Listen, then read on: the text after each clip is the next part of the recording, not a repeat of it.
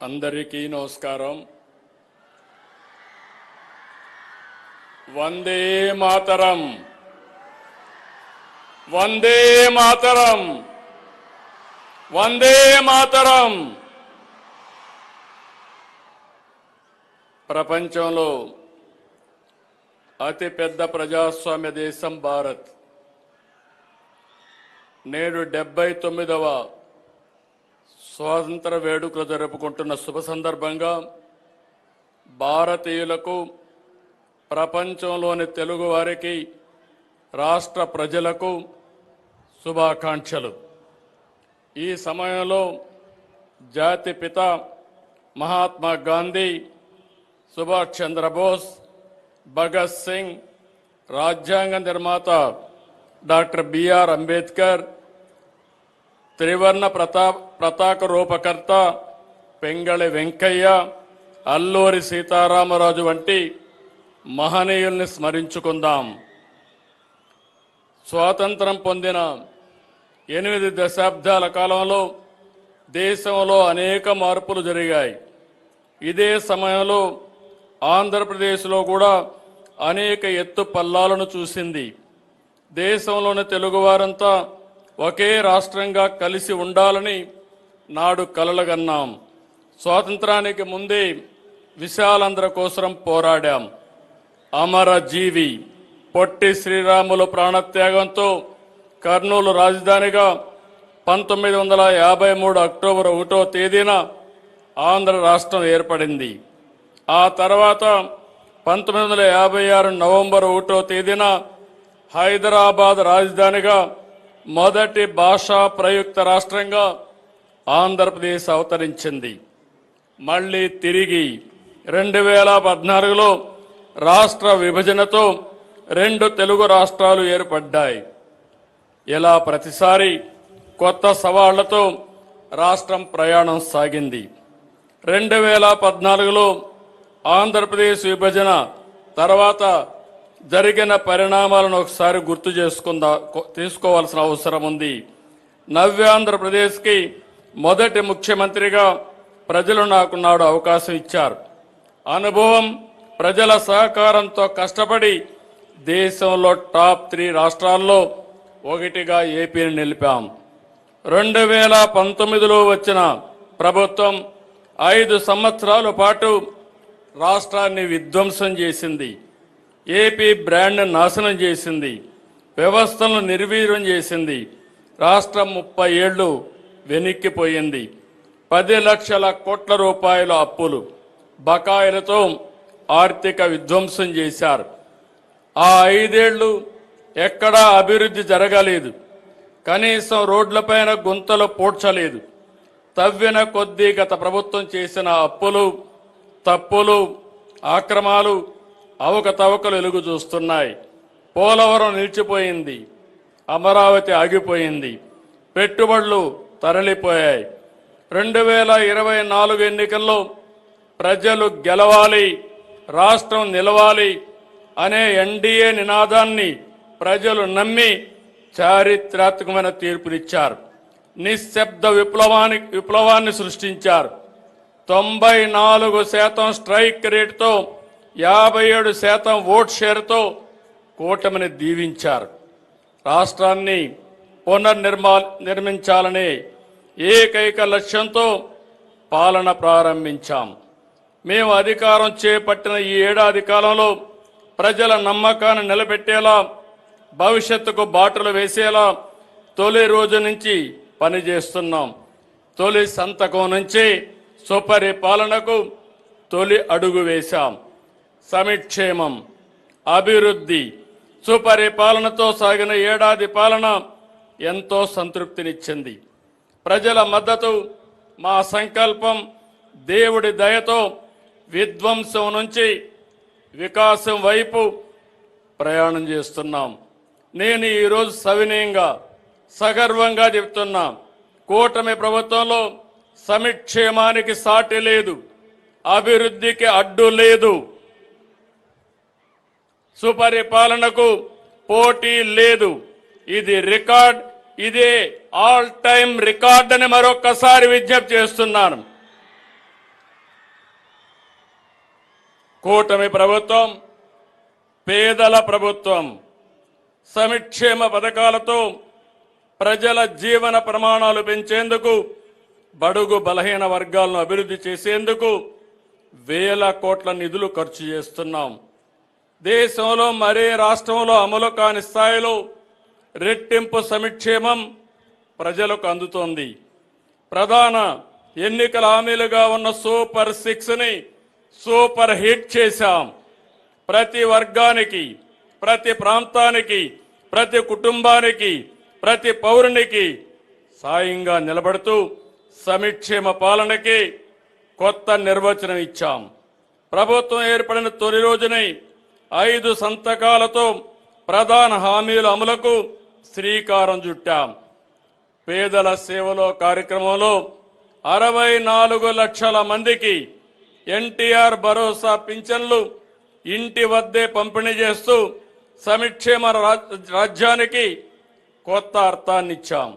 దేశంలోనే అతిపెద్ద సంక్షేమ పండగ ఏపీలో ప్రతి నెల 1వ తేదీన జరుగుతుందని స్వాతంత్ర దినోత్సవ వేదిక నుంచి సగర్వంగా చెప్పగలుగుతున్నాను. దేశంలో మరే రాష్ట్రంలోనూ ఈ స్థాయి పింఛన్లు పంపిణీ చేయడం లేదు. ఏడాదికి 33,000 కోట్ల రూపాయలు కేవలం పింఛన్ల మీదనే ఖర్చు చేస్తున్నాం. వృద్ధులకు 4,000, దివ్యాంగులకు 6,000, డయాలసిస్ సహా తీవ్రవాదులకు గురైన వారికి 10,000, పూర్తిగా మంచానికే పరిమితమైన వారికి 15,000 ఇస్తున్నాం. ఒక్క పింఛన్ ఇప్పటికే పంపిణీ చేసిన డబ్బులు చూస్తే 40,000 కోట్లకు పైగా ఖర్చు చేశాం. తల్లి తన బిడ్డ చదువుకోవాలని కలలుగనే పేదింటి తల్లులకు ఆర్థిక భరోసా ఇచ్చేందుకు తల్లికి వందనం పథకం తీసుకొచ్చాం. 10,000 కోట్లతో ఈ పథకాన్ని అమలు చేశాం. ఒక్కొక్క విద్యార్థికి 15,000 చొప్పున మొత్తం 67 లక్షల మంది తల్లుల ఖాతాలో జమ చేశాం. ఒక కుటుంబంలో ఎంతమంది ఉన్నా చదువుకునే పిల్లలందరికీ ఈ పథకాన్ని వర్తింపజేశాం. జనాభా నిర్వహణలో ఈ పథకం కీలక భూమిక పోషిస్తుంది. రైతు బాగుంటేనే రాష్ట్రం బాగుంటుందని నమ్మే ఈ ప్రభుత్వం ఎప్పుడు అధికారంలో ఉన్నా అన్నదాతకు ప్రాధాన్యత ఇస్తున్నాం. చెప్పినట్టుగానే అన్నదాత సుఖీభవ పథకం అమలు చేశాం. ప్రతి రైతుకు ఏడాదికి కేంద్రం ఇచ్చే మొత్తంతో కలిపి 3 విడతల్లో 20,000 రూపాయలు ఇస్తామని చెప్పాం. మొదటి విడతగా రాష్ట్ర ప్రభుత్వం 5,000, కేంద్రం ఇచ్చే 2,000 కలిపి 7,000 రూపాయలు రైతు ఖాతాల్లో వేశాం. 47 లక్షల మంది రైతులకి 3,173 కోట్ల రూపాయలు అందించాం. ఉమ్మడి రాష్ట్రంలో దీపం పథకం తెచ్చి మన ఆడబిడ్డల వంటింటి కష్టాలు తీర్చాం. నేడు మళ్ళీ దీపం 2 పథకం ద్వారా ఉచిత సిలిండర్లు ఇచ్చి భారాన్ని పూర్తిగా తగ్గించాం. ఏడాదికి 3 సిలిండర్లు ఉచితంగా ఇస్తున్నాం. ఏటా 2,684 కోట్ల రూపాయలు ఖర్చు చేస్తున్నాం. ఇప్పటికీ 2 కోట్ల రాయితీ సిలిండర్లు ఇచ్చాం. స్వాతంత్ర దినోత్సవం సందర్భంగా ఆర్టీసీ బస్సుల్లో ఆడబిడ్డలకు స్త్రీ శక్తి పేరుతో ఉచిత ప్రయాణాన్ని కానుగ్గా ఇస్తున్నాం. Palle Velugu, ultra Palle Velugu, city ordinary express, metro express బస్సుల్లో మహిళలకు ఉచితంగా ప్రయాణించవచ్చు. ఉచిత ప్రయాణంతో నెలకు 1,000 రూపాయల నుంచి 2,000 రూపాయల వరకు ఆడబిడ్డలకు ఆదా అవుతుంది. ట్రాన్స్జెండర్లకు ఈ సౌకర్యం కల్పిస్తున్నాం. ఈ పథకం కోసం ప్రతి ఏటా 1,942 కోట్ల రూపాయలు వెచ్చిస్తున్నాం. 2029 నాటికి 20 లక్షల మందికి ఉద్యోగాలు, ఉపాధి అవకాశాలు కల్పిస్తామని సూపర్ 6లో చెప్పాం. చెప్పినట్టుగానే తొలి సంతకంతో ఉద్యోగాలు ఇస్తున్నాం. 16,347 పోస్టులు మెగా డిఎస్సి ద్వారా ఈ నెలాఖరు లోపల నియామకాలు పూర్తి చేస్తాం. ప్రజలకు నాడు కునుకు లేకుండా చేసిన ల్యాండ్ టైటిలింగ్ యాక్ట్ని రద్దు చేశాం. పేద ప్రజలకు ఆకలి తీర్చేందుకు అన్నా క్యాంటీన్ తిరిగి తీసుకొచ్చాం. 204 అన్నా క్యాంటీన్లో 5,16,00,000 మందికి కేవలం 5 రూపాయలకి కడుపు నింపాం. బీసీలను ఆర్థికంగా, సామాజికంగా, రాజకీయంగా ముందుకు తీసుకెళ్లేందుకు ప్రణాళికలు అమలు చేస్తున్నాం. చేతి వృత్తులు, కుల వృత్తులైన అన్ని వర్గాలకు బీసీ కార్పొరేషన్లు ఏర్పాటు చేసి అండగా నిలుస్తున్నాం. బీసీల రక్షణ చట్టం తీసుకుని వచ్చేందుకు మంత్రివర్గ ఉపసంఘం అధ్యయనం చేస్తుంది. స్థానిక సంస్థల్లో బీసీ రిజర్వేషన్లు గత ప్రభుత్వం 24% తగ్గిస్తే మేము తిరిగి 34% పెంచడానికి కృషి చేస్తున్నాం. బీసీల గృహ నిర్మాణానికి అదనంగా 50,000, బీసీల ఇళ్లపై 3 కిలోవాట్ల సోలార్ రూఫ్ టాప్కి 98,000 రూపాయలు సబ్సిడీ ఇస్తున్నాం. దేవాలయాల్లో పనిచేస్తున్న నాయి బ్రాహ్మణులకు కనీస వేతనం 25,000కు పెంచాం. దేవాలయ ట్రస్ట్ బోర్డులో చోటు కల్పించాం. 40,000 సెలూన్లకి 200 యూనిట్లు ఉచిత విద్యుత్ ఇస్తున్నాం. మేనిఫెస్టోలో చెప్పినట్టు కల్లు గీత కార్మికులకి 10% మద్యం దుకాణాలు, బార్లు కేటాయిస్తున్నాం. మత్స్యకారులకు వేట విరామ సమయంలో 20,000 రూపాయల ఆర్థిక సహాయాన్ని ఇస్తున్నాం.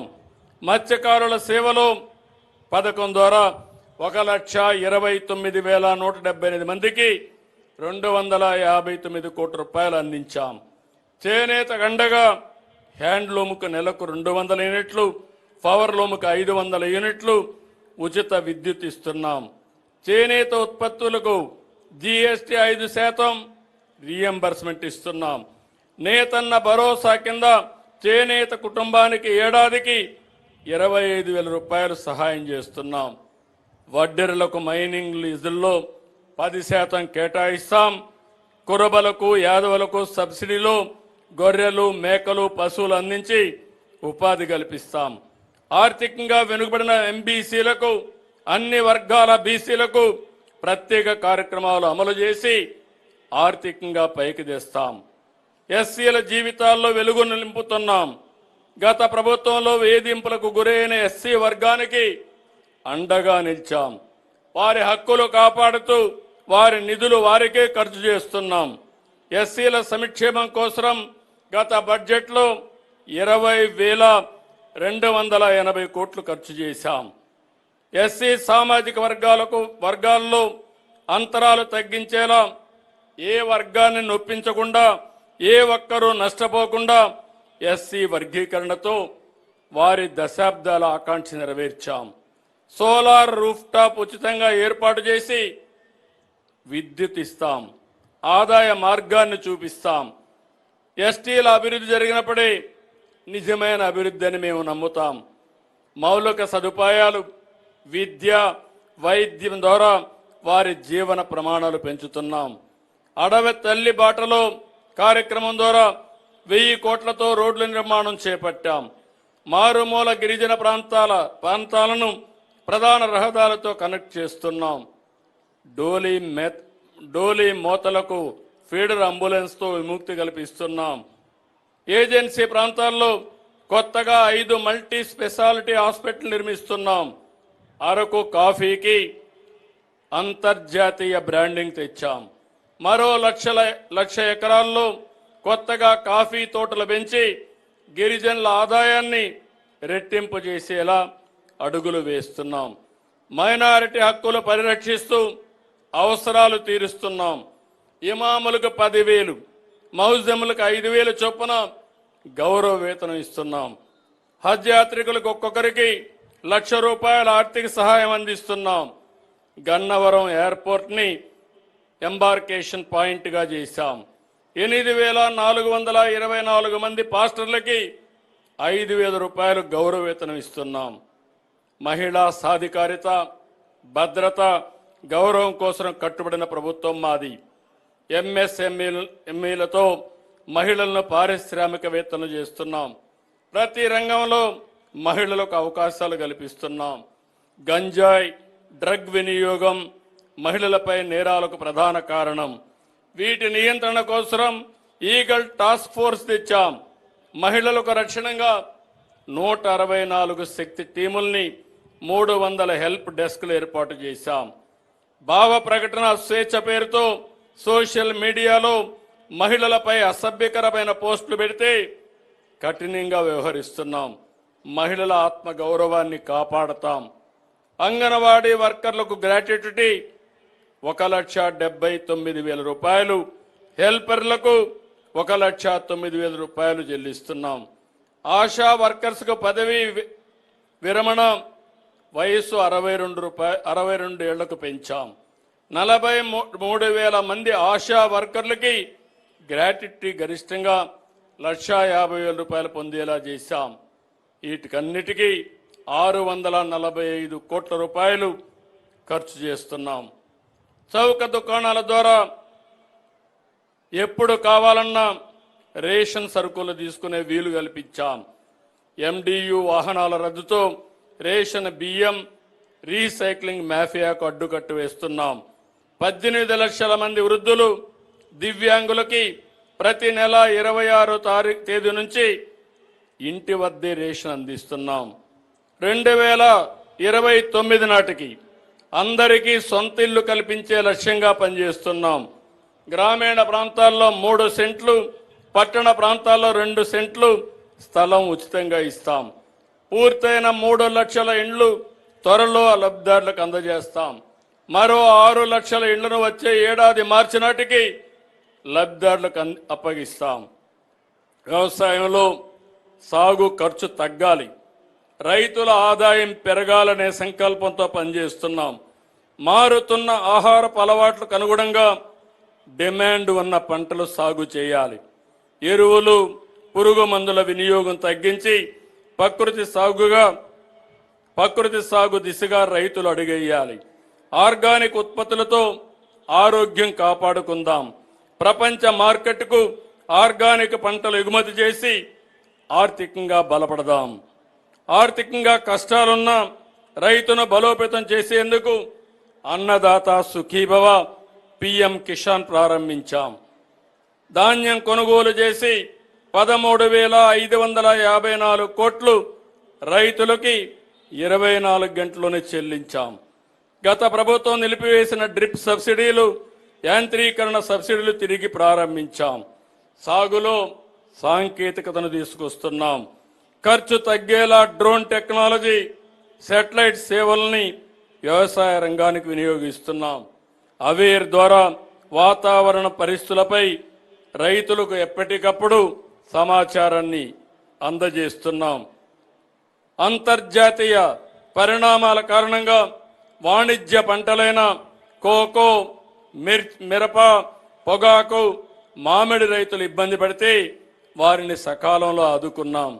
రాయలసీమను హార్టికల్చర్ అబ్బు చేసేలాగా ప్రణాళికలు అమలు చేస్తున్నాం.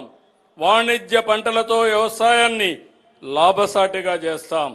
అక్వా రంగాన్ని ఆదుకునేందుకు యూనిట్ విద్యుత్తుని ₹1.50కే అందిస్తాం. అమెరికా సుంకాలతో నష్టపోతున్న అక్వా రైతులను ఆదుకోవడానికి కేంద్రంతో సంప్రదింపులు జరుపుతున్నాం. పంటలు పుష్కలంగా పండాలంటే సాగునీరు లోటు ఉండకూడదు. రాష్ట్రంలోని అన్ని నదులు అనుసంధానం చేస్తే కరువు అనే మాట ఉండదు. సాగు, త్రాగు, పరిశ్రమలకు అవసరమైన నీరు అందిస్తే ఆర్థిక వ్యవస్థ పురోగమిస్తుంది. గత ప్రభుత్వ నిర్లక్ష్యానికి బలైన సాగునీటి రంగాన్ని మళ్లీ గాడిన పెట్టాం. రాష్ట్రానికి జీవనాడి పోలవరం ఇది 2020లోనే పూర్తి కావలసి ఉన్న గత ప్రభుత్వం నిర్లక్ష్యం, ఆలసత్వం, వైఫల్యంతో డయాఫామ్ వాల్ కొట్టుకుపోయింది. గత పాలకుల 5 ఏళ్లలో 5% కూడా పూర్తి చేయలేకపోయారు. మళ్లీ మేము అధికారంలోకి వచ్చిన తర్వాత సమస్యల్ని పరిష్కరించి ప్రాజెక్టు పనులను గాటిన పెట్టాం. ప్రాజెక్టులో కీలకమైన డయాఫామ్ వాల్ వచ్చే ఏడాది డిసెంబర్కి పూర్తవుతుంది. 2027 డిసెంబర్ నాటికి పోలవరంని పూర్తి చేసి జాతికి అంకితం చేసే బాధ్యత ఈ ప్రభుత్వాన్ని. కేంద్ర ప్రభుత్వం 12,157 కోట్ల నిధులు విడుదల చేసి సకాలంలో పనులు చేసేందుకు సహకరించింది. దీనికి కేంద్రానికి కృతజ్ఞతలు తెలియజేస్తున్నాం. రాయలసీమ 4 ఉమ్మడి జిల్లాల్లో 6 లక్షల ఎకరాలకు సాగునీరు అందించే ముఖ్యమైన హంద్రీ నీవా సుజల స్రవంతిపై గత ప్రభుత్వం డ్రామాలు ఆడింది. కాలువలకు నీటి విడుదల పేరుతో గేట్ల సెట్టింగ్ వేసి నాటి ప్రభుత్వం రైతులను మోసం చేసింది, నవ్వుల పాలైంది. మేము అధికారంలోకి రాగానే హంద్రీ నీవా పైన దృష్టి పెట్టాం. గత నెలలో ప్రధాన కాలువ వెడల్పుని 100 రోజుల్లో పూర్తి చేసి రికార్డు సృష్టించాం. 3850 క్యూసెక్స్ల నీటిని విడుదల చేశాం. ఈ నెలలోనే చిత్తూరు జిల్లా చివరి ఆయకట్టుకు నీళ్లు ఇస్తాం. ప్రకాశం జిల్లాని కరువు నుంచి బయటపడవేసే వెలుగొండ ప్రాజెక్టుకి అత్యంత ప్రాధాన్యత ఇస్తున్నాం. వచ్చే ఏడాది జూలై కల్లా సాగునీరు ఇచ్చేలా పనులు ప్రారంభం చేశాం. వంశధార ప్రాజెక్టు పనులు వచ్చే ఏడాది జూన్ నాటికి పూర్తి చేసి 40,000 ఎకరాలకు నీళ్లు ఇవ్వాలని లక్ష్యంగా పెట్టుకున్నాం. చింతలపూడి లిఫ్ట్ ఇరిగేషన్ అనుమతులు సాధించి నిర్మాణం చేపడతాం. పోలవరం ఎడమ కాలువను వీరిని తొందరగా పూర్తి చేసి విశాఖ నగరానికి సాగునీరు పారిశ్రామిక అవసరాలు తీరుస్తాం. ఉత్తరాంధ్రకు గోదావరి నీళ్లు అందిస్తాం. రాయలసీమను సస్యశ్యామలం చేసేందుకు గోదావరి వృధా జలాల్ని పోలవరం నుంచి బనకచెర్లకు మళ్లించాలని నిర్ణయించాం. సముద్రంలోకి పోయే వృధా నీటిని వినియోగిస్తాం. ఈ ప్రాజెక్టుతో ఏ రాష్ట్ర నీటి ప్రయోజనాలకు నష్టం వాటిల్లదు. ఎవరూ అభ్యంతరం చెప్పవలసిన అవసరం లేదు. వరదలు వచ్చినప్పుడు ఎగువ రాష్ట్రాలు నీటిని విడుదల చేస్తే దిగువ రాష్ట్రంగా ఆ నష్టాలను కష్టాలను భరిస్తున్నాం. దిగువ రాష్ట్రంగా అదే వరద నీటిని వాడుకుంటామంటే అభ్యంతరాలు ఎందుకని అడుగుతున్నా. వరదను భరించాలి కానీ వరద నీటితో ప్రయోజనం పొందకూడదంటే ఇది ఏ విధంగా మంచిదో ఆలోచించమని విజ్ఞప్తి చేస్తున్నా. సమగ్ర నీటి నిర్వహణతో వాటర్ సెక్యూరిటీకి అధిక ప్రాధాన్యత ఇస్తున్నాం. ప్రస్తుతం రాష్ట్రంలోని రిజర్వాయర్లు 99% నిల్వలతో జల కళను సంతరించుకున్నాయి. 785 టీఎంసీ నీళ్లు వివిధ రిజర్వాయర్లో అందుబాటులో ఉన్నాయి. భూగర్భ జలాల పెంపుకు చర్యలు తీసుకుంటున్నాం. భూమిని జలాశయంగా మార్చే ప్రయత్నాలు ఫలిస్తున్నాయి. వర్షాకాలం తర్వాత +3 3 మీటర్లు, ముందు -8 మీటర్ల కంటే తగ్గకుండా భూగర్భ జలాలు ఉండేలా నీటి నిర్వహణ చేపడుతున్నాం. సాగునీటి సంఘాలు నీటి నిర్వహణలో కీలక పాత్ర పోషిస్తున్నాయి. 6047 సాగునీటి సంఘాలు, 267 డిస్ట్రిబ్యూషన్ కమిటీలు, 58 ప్రాజెక్టు కమిటీలని నీటి నిర్వహణలో భాగస్వాములు చేస్తున్నాం. పల్లెలే దేశానికి పట్టుకొమ్మలన్న జాతిపిత మహాత్మా గాంధీ మాటలు మాకెప్పుడూ ఆచరణనీయం. జాతీయ గ్రామీణ ఉపాధి పథకం కింద అత్యధికంగా 5,211 కోట్ల రూపాయలు ఖర్చు పెట్టాం. గ్రామీణ ప్రాంతాల్లో 4,000 కిలోమీటర్లు సీసీ రోడ్లు, 250 కిలోమీటర్లు బీటీ రోడ్లు వేశాం. 2028 నాటికి జల్ జీవన్ మిషన్ కింద ప్రతి పల్లెకు ప్రతి గడపకు సురక్షిత తాగునీరు అందిస్తాం. గ్రామీణ పారిశుద్ధ్యం మెరుగుపరిచేందుకు పైలట్ ప్రాజెక్టు కింద 500 మ్యాజిక్ డ్రైన్స్ నిర్మాణాన్ని చేపడుతున్నాం. గత ప్రభుత్వ హయాంలో రెవెన్యూ శాఖలో అనేక అక్రమాలు జరిగాయి. నాడు ప్రజలు తమ భూములు ఆస్తులకు రక్షణ కోల్పోయారు. గత ప్రభుత్వం భూ సర్వే పేరిట ప్రతి గ్రామంలో వివాదాలు సృష్టించింది. రాష్ట్ర వ్యాప్తంగా 17,600 రెవెన్యూ సదస్సులు నిర్వహించి భూ వివాదాలను చాలా వరకు పరిష్కరించాం. 2027 డిసెంబర్ నాటికి భూముల రీసర్వే పూర్తి చేస్తాం. ప్రజల ఆస్తి పత్రాల మీద గత పాలకులు తమ ఫోటోలు వేసుకున్నారు. వాటి స్థానంలో రాజముద్రతో కొత్త పాస్ పుస్తకాలు ఇస్తున్నాం. పేదల ఇళ్ల స్థలాలపై మంత్రివర్గం పనిచేస్తూ ఉంది.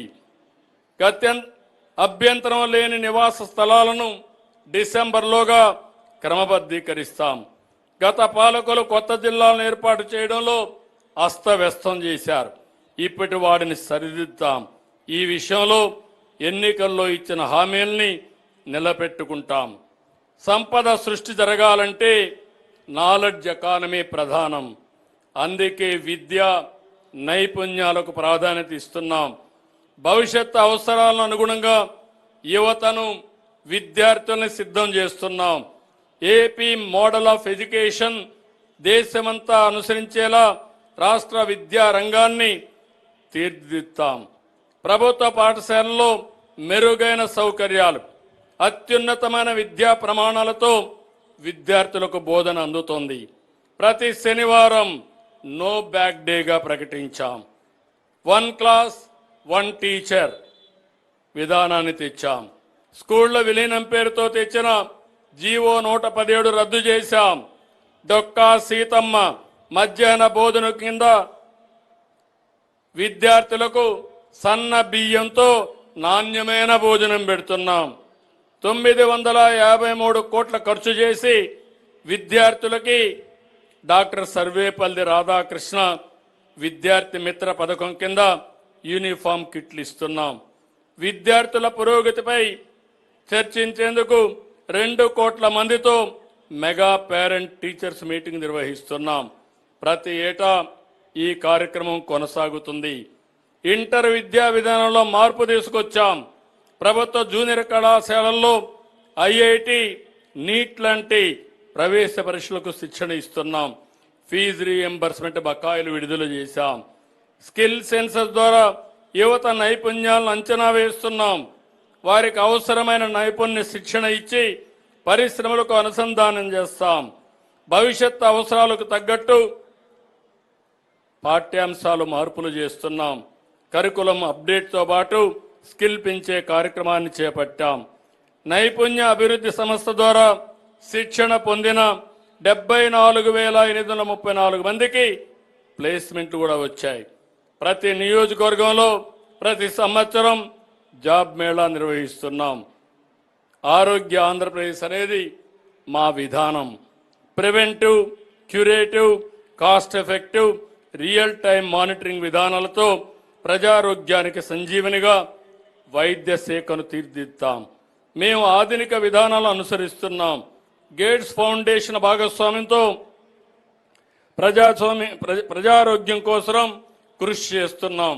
ఆర్టిఫిషియల్ ఇంటెలిజెన్స్ సాయంతో మెరుగైన ఆరోగ్య సంరక్షణ చేపడుతున్నాం. ఎన్టీఆర్ వైద్య సేవ పథకం కింద 3,257 వ్యాధులకు ఉచితంగా చికిత్స అందిస్తున్నాం. ప్రజారోగ్యంలో డిజిటల్ నెర్వ్ సెంటర్ భవిష్యత్ తరం వైద్య సేవలకు శ్రీకారం చుట్టాం. టాటా సంస్థ భాగస్వామ్యంతో ఈ ఏడాది జూలై 3 నుంచి కుప్పంలో డిజి నెర్వ్ సెంటర్ని పనిచేస్తూ ఉంది. వచ్చే 6 నెలల్లో చిత్తూరు జిల్లాలో 2 ఏళ్లలో రాష్ట్రమంతా డిజి నెర్వ్ సెంటర్ని సేవల్ని విస్తరిస్తాం. 175 నియోజకవర్గాల్లో 100 నుంచి 300 పడకల మల్టీ స్పెషాలిటీ ఆసుపత్రుల నిర్మాణం చేపట్టాం. ప్రాథమిక సామాజిక ఆరోగ్య కేంద్రాలు బలోపేతం చేసి దీనికోసం 233 కోట్లు ఖర్చు చేస్తున్నాం. మానవత్వంతో స్పందించి సీఎం సహాయ నిధి కింద ఇప్పటి వరకు 552 కోట్ల రూపాయలు అందించాం. వైద్య రంగంలో సాంకేతికను వినియోగించడంతో పాటు వారసత్వమైన యోగాని, నేచురోపతిని ప్రజారోగ్యం కోసం ప్రోత్సహిస్తున్నాం. విశాఖ వేదికగా 3,19,000 మందితో యోగా నిర్వహించి గిన్నిస్ రికార్డు సాధించాం. మరో 21 ప్రపంచ రికార్డులు సృష్టించాం. యోగాంధ్ర కార్యక్రమాన్ని ప్రధాని ప్రశంసించారు. త్వరలోనే యోగాధ్యయన పరిషత్తు ఏర్పాటు చేస్తున్నాం. రాష్ట్రానికి గ్రోత్ ఇంజన్లుగా నగరాలు, పట్టణ ప్రాంతాలను అభివృద్ధి చేస్తున్నాం. జనాభా అవసరాలకు అనుగుణంగా పట్టణ ప్రాంతాల్లో మౌలిక సదుపాయాలను కల్పిస్తున్నాం. భవన నిర్మాణాలకు అనుమతులు సులభతరం చేశాం.